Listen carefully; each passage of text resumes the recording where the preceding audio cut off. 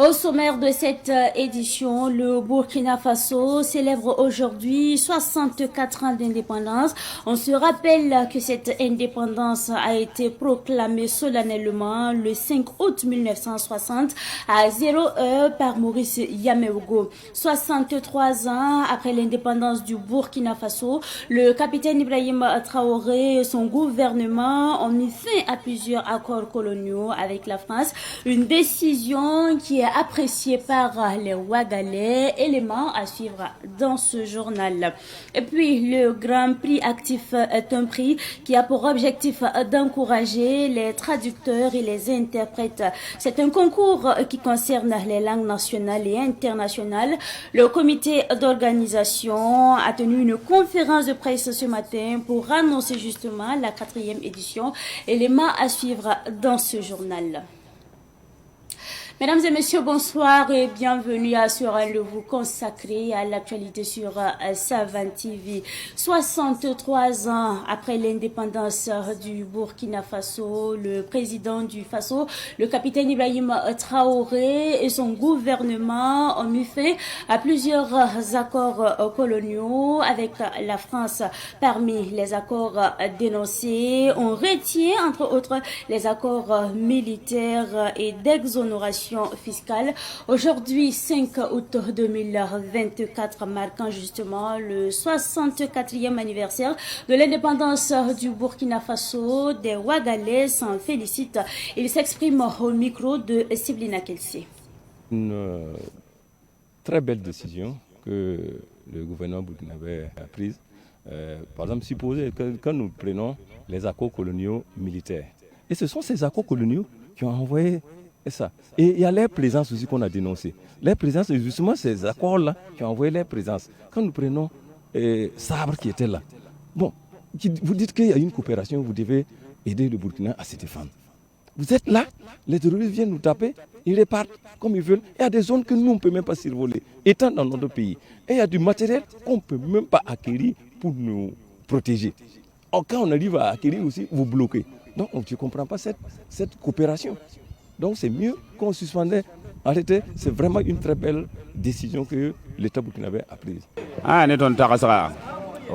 Selon moi, depuis l'arrivée du président Ibrahim Traoré, les accords qu'il a mis fin avec la France, c'est une bonne décision. Mais que le président et son gouvernement ajoutent de la diplomatie dans son travail. Ils ne sont pas obligés de prendre le même comportement que les autres après avoir dégagé la France. Le partenariat qu'ils ont signé avec la Russie est bien, mais qu'ils cherchent d'autres partenaires qui peuvent aider le Burkina Faso sur le plan économique. Parce que, à cause de la lutte contre le terrorisme, l'économie baisse énormément. Il faut qu'on puisse avoir des partenaires qui pourront nous aider à booster notre économie. Là, s'il plaît à Dieu, nous allons arriver à bout de cette guerre contre le terrorisme. Le fait d'avoir chassé l'armée française est une bonne chose. Nous-mêmes, nous voulons qu'on fasse disparaître tout ce qui appartient aux Français dans notre pays. Ibrahim Traoré est venu pour nous sauver. Maintenant, nous avons la force de commander des armes comme nous voulons, sans passer par les Français. Nous voyons déjà que depuis l'arrivée de Ibrahim Traoré, des armes qu'il a achetées ne sont pas à comparer à ce que les anciens régimes avaient. Nous demandons à Dieu de donner plus de force à Ibrahim Traoré et de lui donner une longue vie.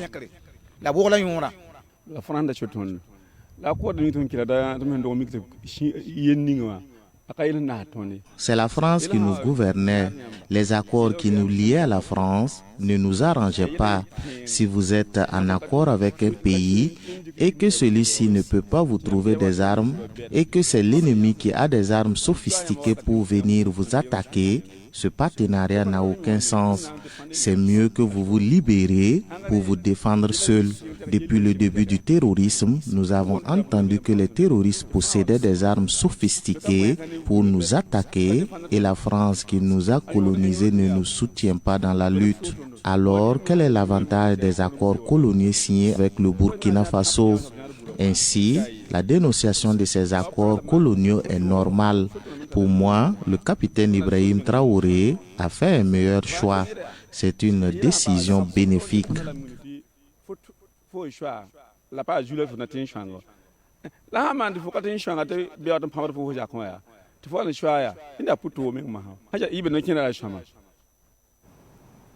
Parlant toujours de l'indépendance du Burkina Faso, pour le chef Nabasaga Ier de Issouka dans le Boulkamdé, la date du 5 août doit amener tous les Burkinabés à l'union, à la paix pour un Burkina paisible. Il le dit dans cet entretien réalisé par Ruben Wilson Okodio. Quand ils prenaient l'indépendance, on était peut-être que 3 millions. Et je pense, quand je lis un peu les documents, alors ce qui était valable il y a 64 ans ne l'est plus aujourd'hui forcément. Mais comme je vous dis, on ne peut pas effacer l'histoire. Il a eu le courage de lever la voix pour dire, écoutez, nous sommes indépendants à partir d'aujourd'hui. Donc je pense que l'État, comme un cours d'eau, a traversé des rivages, s'est développé, et on a eu, je pense, beaucoup de présidents après lui, hein. Et aujourd'hui on est encore avec un président qui fait revivre un peu ses idéaux, comme Thomas Sankara, comme en tous les cas tous ceux qui prennent la cause juste pour l'homme, je pense. Maurice, effectivement, il ne pouvait pas faire comme ce que nous pouvons faire aujourd'hui, voilà, mais il a eu le mérite d'avoir dit, nous proclamons l'indépendance. Donc, en résumé, nous sommes fiers. Et justement, pour cette date, quel est votre message à l'endroit des 22 millions de Burkinabés? Son âme souhaite que d'abord la journée se passe bien. Son âme souhaite que les messages qui seront édictés à l'endroit de la population soient des messages de construction, soient des messages de sagesse, soit des messages d'engagement, pour que tout le monde, voilà, qui écoute ce message puisse ne pas céder à la fatalité, puisse ne pas céder. Aujourd'hui, c'est des djihadistes qui nous dérangent, mais je pense que le thermomètre du djihadisme commence à baisser, parce que les Burkinabés ont compris que s'ils luttent, ils pourront vaincre.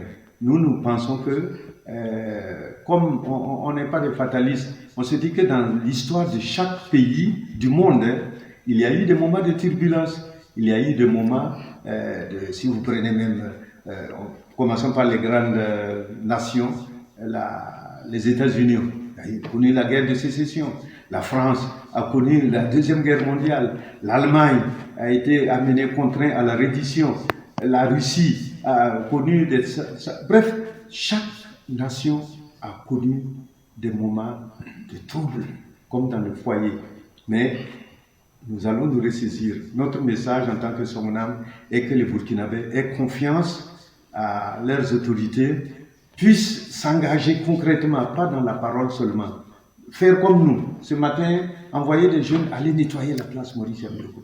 Nous rêvons d'un Burkina prospère, et notre message est que le Burkina Faso puisse garder cette fierté afin que nos petits-enfants, nos arrière-petits-enfants soient fiers de ce que nous avons fait, puisque nous passons, mais le monde reste, c'est ce que j'allais dire.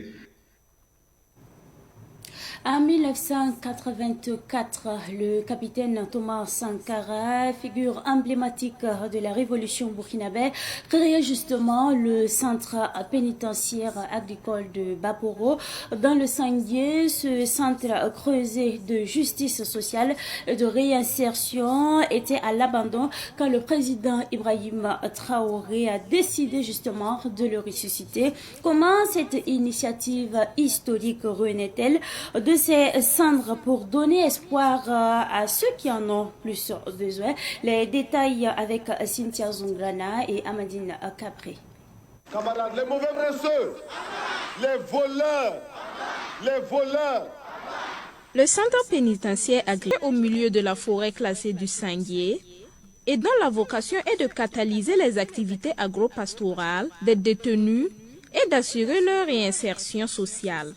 Ce vaste domaine extensible à 300 hectares est une idée du leader de la révolution d'août 1983, Thomas Sankara, et un projet du CNR abandonné après l'hécatombe du 15 octobre 1987. L'avènement du MPSR2 en 2022, avec à sa tête Ibrahim Traoré, sonne comme la renaissance de ce site et la réhabilitation de l'idée qu'il a vu naître. Les récentes visites des journalistes sur le site du centre pénitentiaire agricole de Baporo leur ont permis de faire, avec le ministre de la Justice et l'administration pénitentiaire, pour les perspectives, ils attendent étendre le site à 300 hectares, construire des dortoirs pour 200 détenus, renforcer le bâtiment administratif, construire et équiper un poulailler moderne d'une capacité de 2000 poulets, réhabiliter la porcherie, l'étable et l'atelier d'embouche, augmenter la capacité de la station de pompage ainsi que le budget du centre, acquérir des moyens de transport adaptés au transfert des détenus, renforcer les équipements agricoles et la production de miel. Toutes ces ambitions s'alignent sur la nouvelle vision du capitaine Ibrahim Traoré, qui est de mettre le détenu au travail pour l'humaniser, le valoriser et l'inscrire dans le développement. Plus d'une fois, le président du Faso a rappelé que la prison est un modèle importé. Elle n'existait pas dans les sociétés africaines traditionnelles. C'est terminé pour la 6e édition des médailles Thomas Sankara pour l'innovation et l'invention. Au total, 6 personnalités et associations ont été primées hier pour leur invention ou leur engagement patriotique. La remise des médailles a eu lieu au mémorial Thomas Sankara et c'est un reportage signé Fatih Sankara. Pour avoir sémé une graine d'espoir dans le cœur des veuves et orphelins des FDS tombés au front, la Fondation Gopaga a vu ses efforts récompensés. À cette 6e édition des médailles Thomas Sankara pour l'innovation et l'invention, la Fondation Gopaga a reçu le premier prix de l'engagement patriotique. Un prix réconfortant et motivateur selon Aïssata Ouedraougou. Ce sont des sentiments de joie, un sentiment de travail bien fait. C'est très réconfortant. C'est très réconfortant parce que on sait que notre travail est reconnu au fait, à sa juste valeur. Parce que c'est vrai que Gopaga, on ne communique pas trop sur tout ce qu'on fait.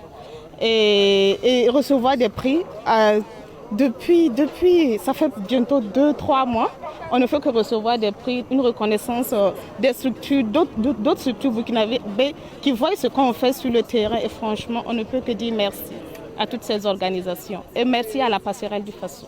La médecine traditionnelle était aussi à l'honneur à l'acte 6 des médailles Thomas Sankara. L'équipe du FACA, qui intervient dans la lutte contre la drépanocytose, a reçu le premier prix dans la catégorie innovation et invention. Le souhait du promoteur des médailles Thomas Sankara, c'est de récompenser à la prochaine édition des concepteurs burkinabés d'armes qui vont servir à lutter contre le terrorisme. À l'issue de cette cérémonie, nous entendons en tout cas mettre en place une turbine à gaz capable de produire de l'électricité pour nos différents ménages. Et également, nous avons adressé en tout cas des messages à nos lauréats pour qu'à l'issue de cette cérémonie, ils puissent en tout cas fabriquer des armes made in Burkina et également au niveau volet engagement patriotique, que nous puissions ensemble essayer de voir comment nous pouvons en tout cas attaquer ceux qui nous assassinent. Je vais parler des terroristes. Pourquoi ne pas essayer de les attaquer au niveau des institutions internationales, c'est-à-dire au niveau de la Cour pénale internationale, des actions qu'elles commettent sur nos différentes populations. Les 2e et 3e lauréats des 2 catégories ont également reçu des médailles. Les médailles Thomas Sankara pour l'innovation et l'invention sont portées par l'association La Passerelle d'Ibrouke. Dans l'actualité de ce 5 août 2024, nous parlons également du club d'amitié et d'affaires russo-burkinabé qui a tenu justement une table ronde le vendredi dernier à Ouagadougou. Objectif échanger sur les préparatifs des prochaines journées économiques du Burkina Faso, en abrégé GEB en Russie. Les GEB sont destinés à dynamiser les échanges entre entrepreneurs burkinabé et entrepreneurs russes. Explication avec notre reporter, il s'agit là de Sidiki Kapli. Cette table ronde a servi de cadre d'information et de préparation en vue de la journée économique du Burkina en Russie. L'objectif principal est de préparer les membres du club d'amitié et d'affaires russo-burkinabé ainsi que les opérateurs économiques burkinabés pour la mission en Russie prévue en octobre prochain. En fournissant des informations pertinentes et des conseils pratiques, la rencontre vise à maximiser les opportunités de partenariat et de développement économique. Nous avons décidé de faire cette table ronde pour échanger avec les membres de notre club, les opérateurs économiques du Burkina ainsi que tous les partenaires afin que nous puissions regarder qu'est-ce que nous pouvons faire avec la partie russe, surtout pour se préparer. Parce qu'il ne faut pas qu'on se lève aller en rang séparé, il faut que les partenaires russes sachent nos besoins et les orientations afin justement de se mobiliser pour une réussite de cette avant. Le club entend également répondre à la volonté exprimée par les plus hautes autorités des deux nations de renforcer leur coopération bilatérale tout en explorant de nouvelles pistes de collaboration bénéfiques. De toute façon, cette volonté affichée depuis le sommet Russie-Afrique à Saint-Pétersbourg en 2023, les chefs de l'État ont donné des orientations et l'axe Russie rentre dans la priorité de la coopération. Donc c'est pour accompagner les décisions des plus hautes autorités que nous avons décidé de jouer notre partition en sensibilisant les membres, les opérateurs économiques, nos membres, à s'y rendre afin de voir quelles sont les opportunités que nous pouvons tisser pour notre État. Dans les prochains jours, le club prévoit de se rendre à Bobo-Dioulasso pour établir une plateforme de réflexion, d'action, d'opération et de conseil. Cette plateforme aura pour mission d'identifier et de promouvoir les opportunités offertes par la coopération russo-burkinabé. Cette fois-ci, nous parlons de l'association des communicateurs, des traducteurs et des innovateurs du Faso Actif qui a lancé officiellement ce matin la 4e édition du concours de traduction Grand Prix Actif 2024. C'était donc au cours d'une conférence de presse ce matin. Le Grand Prix Actif célèbre ceux qui travaillent dans le domaine de la communication, de l'interprétation, de la traduction et de l'innovation. Retour justement sur cette conférence de presse avec Abdoulaye Kinda. Initié en 2021, le Grand Prix Actif a pour ambition d'encourager les traducteurs et les interprètes. Le concours concerne les langues nationales et internationales. Avec cette conférence de presse, c'est parti pour la 4e édition. Le Grand Prix, ça concerne la traduction. Quant à la question de la communication et de l'innovation, ce sont des prix spéciaux qui seront décernés à des personnalités qui sont illustrées, chacun dans son domaine, dans le domaine de la communication et de l'innovation. Pour cette année 2024, c'est-à-dire la 4e édition, nous allons reconduire les principales langues qui sont divisées en deux. D'abord, catégorie 1, qui concerne les langues nationales, c'est-à-dire le Moré, le Dioula, le Fulfundé, le Gomachema. Ensuite, les différentes variétés de la langue des Bouroussi, la langue des mangeurs d'arachide, à savoir le Bissa. Pour la catégorie 2, nous allons bien sûr reconduire les mêmes langues, à savoir l'anglais, l'arabe, l'allemand, le turc, le chinois, avec une innovation qui va concerner l'ajout d'une autre langue, à savoir l'espagnol. L'innovation de cette 4e édition, c'est d'autoriser les candidats à composer dans leur localité avant la finale à Ouagadougou. On demande à tous ceux qui sont inscrits de venir à Ouagadougou ici pour participer à un seul concours. Mais cette année, nous allons donc procéder à une régionalisation, c'est-à-dire permettre aux 13 régions de faire une compétition préliminaire pour choisir en fait les meilleurs, pour que ces meilleurs puissent se retrouver au niveau de Ouagadougou pour faire, n'est-ce pas, cette dernière étape. Et à l'autre aspect, c'est la possibilité qui est offerte à des compétiteurs de le faire via des plateformes en ligne. C'est-à-dire ceux qui ne sont pas au Burkina Faso peuvent naturellement, bien sûr, participer à cette 4e édition à travers des plateformes en ligne. La finale du Grand Prix de l'Association des communicateurs, des traducteurs et des innovateurs du Faso Actif est prévue le jeudi 31 octobre 2024 au complexe scolaire La Dignité à Yagma, dans l'arrondissement 9 de Ouagadougou. Et nous parlons cette fois-ci promotion de l'excellence. Pour la deuxième fois, Orange célèbre les élèves ayant réussi au brevet d'études du premier cycle BEPC. Au total, 100 nouveaux lauréats sélectionnés sur la base de leur performance étaient justement à l'honneur dans un cadre enchanteur le samedi dernier à Ouagadougou. On fait le point avec Madinatou Ouetraogo. Yvonne Dabiré, venue de Boromo, a réussi son BEPC avec une moyenne de 18,44. Émile Paré de Bobo Dioulasso a obtenu une moyenne de 18,22 et Amira Zonou de la ville de Ouagadougou a obtenu une moyenne de 17,79. Tous les trois repartent avec un téléphone, un sac et des gadgets offerts par Orange Burkina dans le cadre de la célébration du giga au arrosage BEPC. Ils expriment leur reconnaissance à Orange Burkina. Il s'agit d'une très belle initiative. J'aimerais vraiment les remercier pour cela. J'aimerais plus travailler dans le domaine de l'écologie. Plus tard, j'aimerais être neurologue. Je vais faire à la rentrée 2024-2025, je vais faire la classe de seconde cycle. Je leur dis un grand merci. C'est à la fois une récompense, mais un challenge qui nous lance de mieux faire toujours et puis de continuer à habiller, de continuer à bien travailler et aussi voilà, de promouvoir l'excellence au Burkina Faso. Ce que Orange a fait, c'est une bonne initiative. Ça pourra permettre aux autres élèves de pouvoir bien bosser, de travailler dur. Assimi Diero, directeur marketing et communication de Orange Burkina, a précisé qu'il y avait un critère de sélection basé sur la plateforme MaxHit.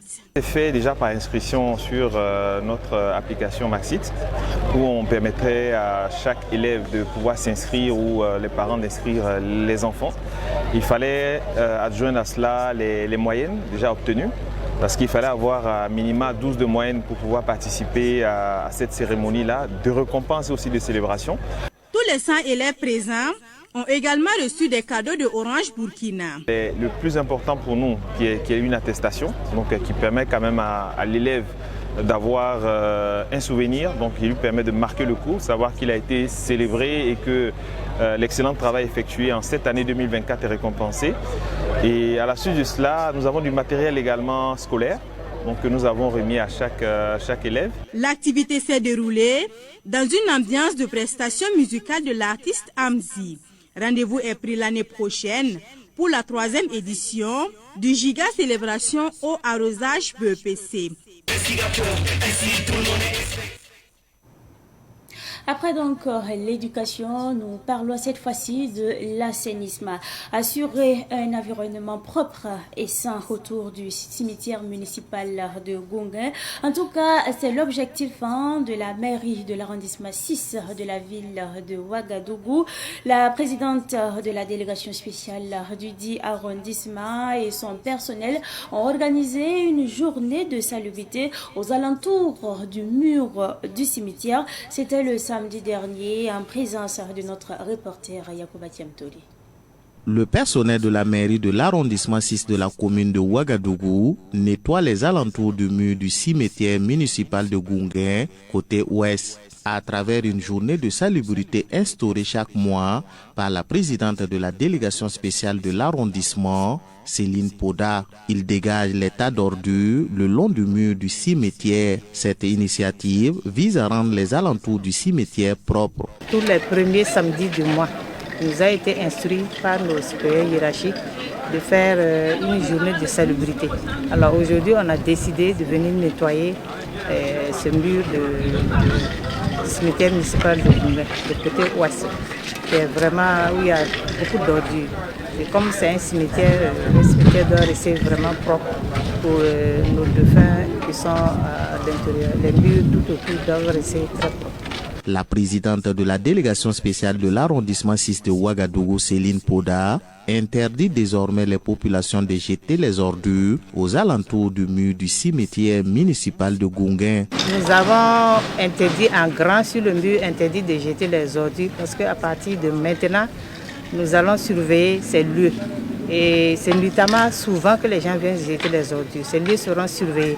Alors, et celui qu'on va prendre en train de jeter des ordures malgré cet écrit, et on va en tout cas lui faire appliquer les règles ici. Cette journée de salubrité de la mairie de l'arrondissement 6 de Ouagadougou a connu la participation des membres de la veille citoyenne du dit arrondissement et du personnel de l'hôtel Azur. La mairie invite donc les populations de l'arrondissement 6 à ne pas jeter les ordures dans cet espace.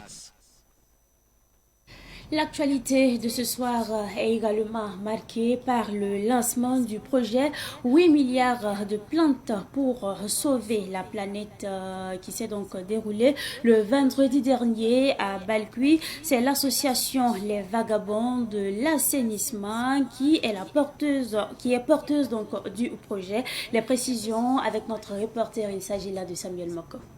C'est le quartier Balkui de l'arrondissement 11 de la ville de Ouagadougou qui a reçu les membres de l'association Les Vagabonds de l'assainissement pour le lancement de son projet dénommé 8 milliards de plantes pour sauver la planète. 8 milliards de plantes pour sauver la planète est un projet de reboisement urbain qu'on a intitulé le plus grand reboisement urbain mondial. C'est-à-dire, notre spécialité, c'est de planter les arbres dans les concessions à travers les villes, les quartiers, les différentes capitales, que ce soit au Burkina, que ce soit hors du Burkina ou dans les zones hors de l'Afrique. Et donc c'est ce qui nous a poussé vraiment à créer cette initiative parce qu'on a vu l'avancée du réchauffement climatique. Et 8 milliards de plantes, c'est également la formation des femmes spécialisées dans le domaine du recyclage des objets plastiques. Dans un troisième point aussi, c'est de pouvoir lever des fonds pour scolariser, nourrir et loger 150 orphelins pour une fondation appelée du El Shaddai. 8 milliards de plantes, ce n'est pas dire que nous avons 8 milliards de plantes. C'est pour dire que nous avons 8 milliards d'habitants à travers la Terre. Si chacun plante un arbre, forcément ça va permettre de réduire ce phénomène-là. L'association Les Vagabonds de l'assainissement a bénéficié de l'accompagnement de Bintou Marie-Ruth Diallo. Pour elle, l'arbre est la vie. Beaucoup de gens ne savent pas que même ce que nous vivons aujourd'hui au Burkina Faso en termes d'insécurité, le problème de changement climatique en est l'origine. Les ressources qui deviennent rares, les arbres qui ne donnent plus, qui n'équilibrent plus l'écosystème, les gens sont en manque, donc il y a très peu pour plus de populations grandissantes et il y a forcément les mésententes et les conflits autour des ressources.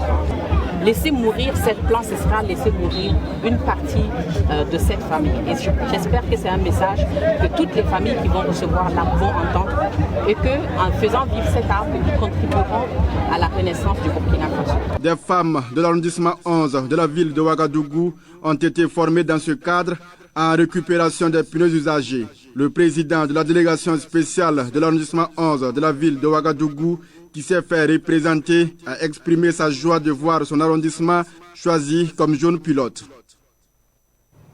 Le sport est également au menu de l'actualité de ce soir et nous parlons justement de l'association Sport Plus qui a tenu une marche sportive de 15 km, une activité qui a rassemblé des passionnés de sport et des habitants du quartier Bonheurville. Cette marche qui se déroule chaque samedi a pour objectif de promouvoir un mode de vie sain et de renforcer justement les liens au sein de la communauté. Explication avec Sidiki Kabri. C'est un parcours de 15 km allant du rond-point de la transition au rond-point du contournement sortie ouest de Ouagadougou. Plus qu'un simple exercice physique, c'est une séance de sensibilisation sur la santé et la cohésion sociale. Ici, c'est de se regrouper et d'être en famille et de pouvoir fraterniser ensemble. Et vous savez que le sport, c'est un facteur de rassemblement. Et quand il y a du sport, on se rassemble et on devient une seule famille. Et à travers le sport, il y a les bienfaits du sport, qui est la santé. Et on dit que celui qui fait le sport, il y a la vie et la santé. Et sans ignorer qu'aujourd'hui, il y a beaucoup de petits problèmes. Nous n'arrivons pas à sortir de ça en temps pour faire du sport. Aujourd'hui, on dit de faire du sport de masse. Donc, ça nous a donné aussi l'idée de pouvoir organiser cette marche-là avec les amis. Et chaque samedi, nous sortons pour commémorer la marche sportive là. Et après, on se rigole, on se tapote et on se salue et puis on rentre. Pour de nombreux participants, l'énergie se combine à la camaraderie pour faire de cette marche sportive un succès. Ils se disent désormais prêts à intégrer l'exercice physique dans leur routine hebdomadaire. Vraiment, après ce sport, je suis très léger. Et c'est un sport, on le pratique tous les samedis. Exceptionnellement, aujourd'hui, c'est pour magnifier le premier anniversaire. Mais quand on fait ce sport, au bout d'un certain temps, j'ai constaté même que tous les participants n'ont plus de bédaine. Il y a la cohésion aussi pour les participants. Je me sens super cool. Et comme l'initiateur l'a précisé, Sport Plus est une magnifique initiative populaire qui nous permet de nous rassembler et puis de dépenser de l'énergie physique en quête d'une meilleure santé. Et comme vous le savez, le sport, c'est un des paramètres essentiels pour chasser au maximum le stress, pour garder sa vitalité sur tous les plans et aussi combattre toutes les pathologies. La marche s'est achevée autour d'une table conviviale où les membres ont célébré l'unité au sein du groupe. Ce soir, nous pensons à cette citation du père de la Révolution, le capitaine Thomas Sankara, qui dit ceci: « L'esclave qui n'est pas capable d'assumer sa révolte ne mérite pas que l'on s'apitoie sur son sort. Cet esclave répondra seul de son malheur s'il se fait des illusions sur la condescendance suspecte d'un maître qui prétend l'affranchir. Seule la lutte libère. » C'est tout pour cette édition du soir que j'ai pris d'ailleurs du plaisir à vous présenter. Merci à vous pour votre constante fidélité. Excellente suite de programmes en compagnie, bien sûr, des programmes de Savane TV.